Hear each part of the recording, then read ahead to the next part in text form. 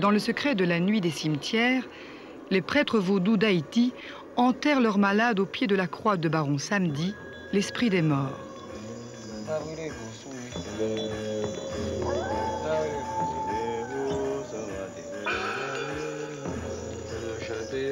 Ils les soignent au creux de leur tombe, combattent le mal par le mal, leur donnent le frisson de la mort, exorcisent leur âme, transfèrent leurs maux dans un poulet qui devient la victime expiatoire et sacrifie le poulet enflammé aux esprits. La douleur est expulsée. La frousse est garantie, ainsi que la guérison, à en croire le prêtre vaudou et son patient.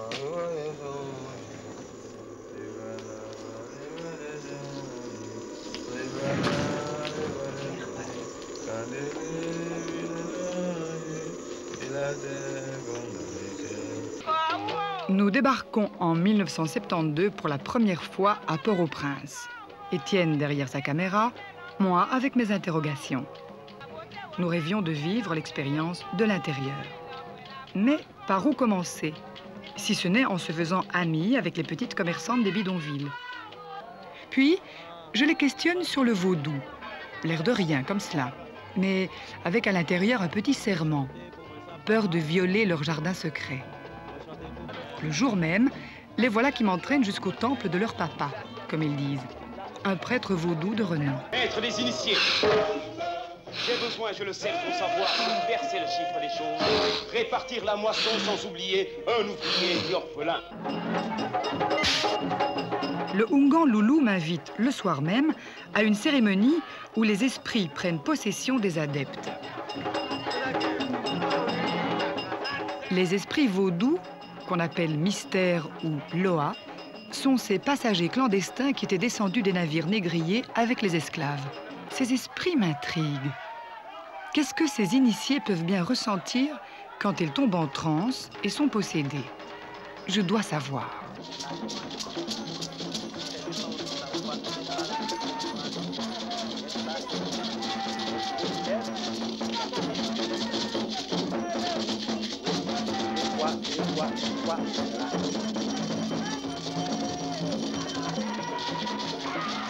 Mon cœur se mit à battre très fort.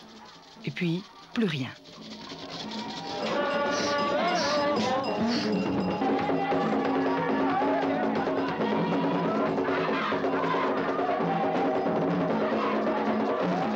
Je ne me souviens de rien.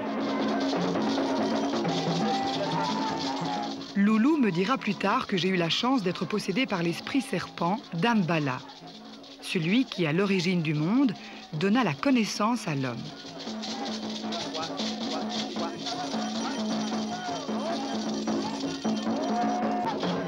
Quand je me réveille, je me sens dans un état de douce euphorie et de tranquillité intérieure.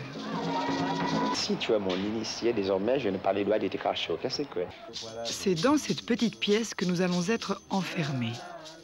Des vévés sur le sol pour attirer les esprits. Comme matelas, je recevais une natte. Comme oreiller, un vulgaire caillou.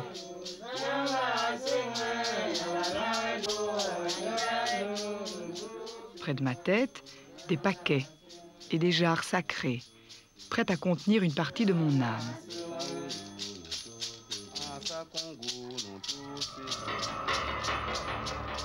Sur l'autel, j'avais la bénédiction des esprits vaudous, déguisés en saints et en vierges. Loulou est inquiet. Jamais, au grand jamais, il n'a entendu parler d'une étrangère qui se fasse initier. Les anciennes craignent pour leurs secrets et n'hésitent pas à déclencher la bagarre. Le Oungan Loulou leur promet que je n'aurai droit à aucun traitement de faveur et nous fit promettre de ne pas révéler les secrets avant 15 ans. Nous avons tenu notre promesse. Les futurs initiés sont émus. Tout leur passé va mourir. Moi, je pense à mon mari, Étienne, qui filme derrière sa caméra.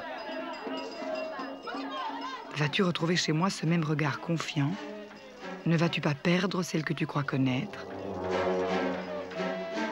Mais il est trop tard. J'avais déjà décidé de m'abandonner entre les mains du Oungan.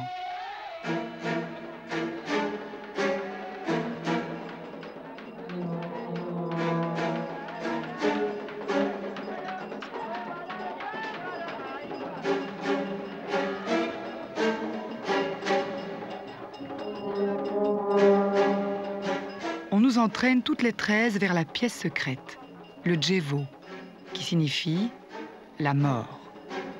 Car l'initiation, outre un conditionnement, est aussi une mort symbolique. J'ai le sentiment d'être arraché à ma terre, de partir pour un long voyage dans l'inconnu.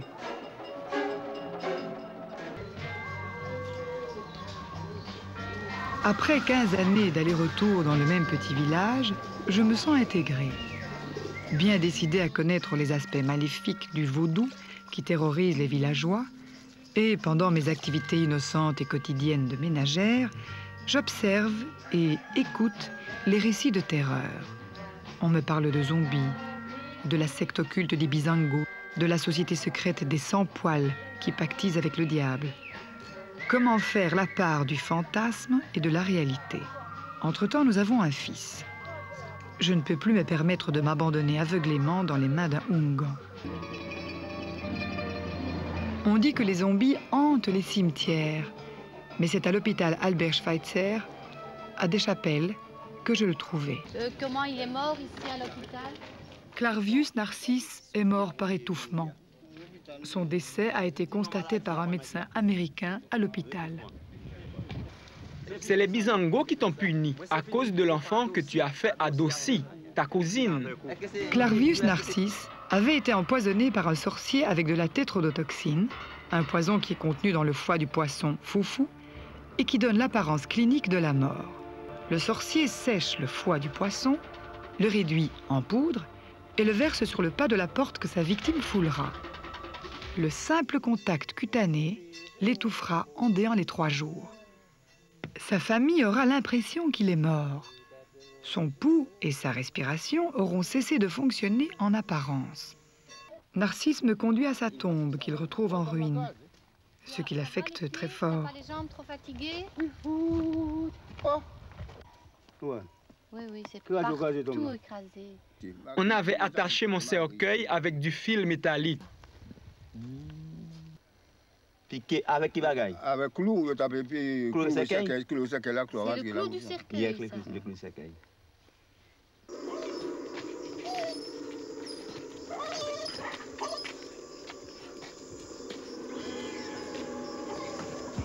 Le sorcier, appelé Bokor, doit se dépêcher de retirer sa victime de la tombe avant qu'elle ne manque d'oxygène.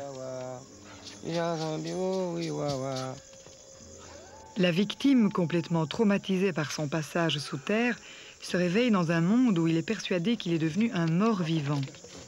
Et pour bien lui mettre cela dans la tête, le sorcier le bat, lui donne une drogue hallucinogène, le fait passer par de multiples cérémonies devant la croix de Baron Samedi, le maître des esprits de la mort.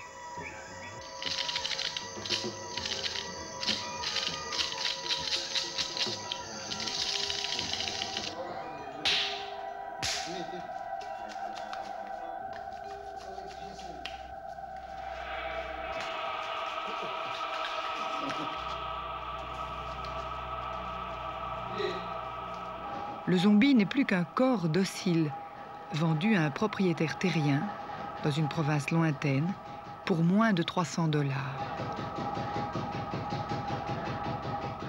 C'est ainsi que Clarvius Narcisse deviendra une ombre anonyme, dont la sueur imprégna les cannes à sucre. Narcisse fut libéré à la mort de son maître et erra sur les chemins d'Haïti, incapable de s'y retrouver.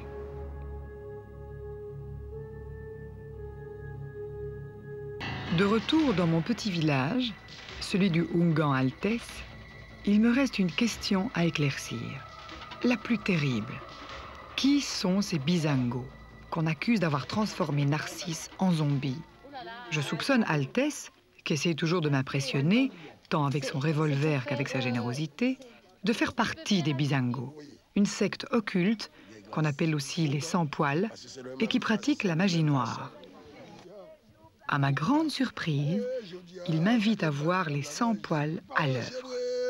Cette nuit-là, les seules personnes qui osent mettre le pied dehors sont les membres de la société secrète, et nous, qui crevons de trouille. Les sans-poils invoquent Dieu pour qu'il leur montre le chemin qui les conduit à Lucifer. Altesse est possédé par Diable criminel Lacroix, et accueille les membres de la secte. Que faire? Je ne veux à aucun prix me faire complice d'un meurtre rituel, ni en être la victime. Mais je veux savoir. Des cercueils sont prêts. Pour qui? C'est ici même que les sans-poils tiennent conseil, écoutent les plaintes des leurs, jugent et condamnent les villageois, coupables selon leurs critères, à devenir zombies, sous le regard halluciné d'Altès qui trône sur un cercueil. Les sans-poils traversent le village. Leurs cercueils sont vides, mais ils peuvent toujours les remplir en route. Ils rappellent aux villageois que la nuit leur appartient et qu'ils sont les maîtres de la mort. Je connais la plupart d'entre eux, de petits commerçants parvenus, des Oungans avec pignon sur rue. Quel crime les a liés? Quel pacte avec le diable les a fait réussir? Le cimetière, la nuit et le sang rendent solidaires les membres de cette mafia qui n'offre d'alternative aux paysans que la soumission ou devenir zombie.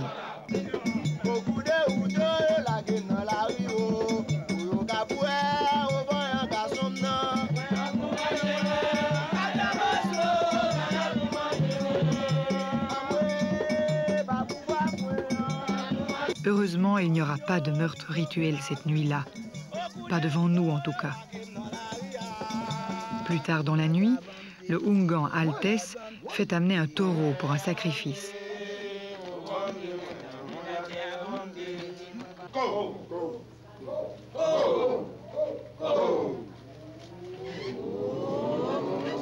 Toujours possédé par l'esprit de diable criminel Lacroix, il exige du taureau toute sa vigueur.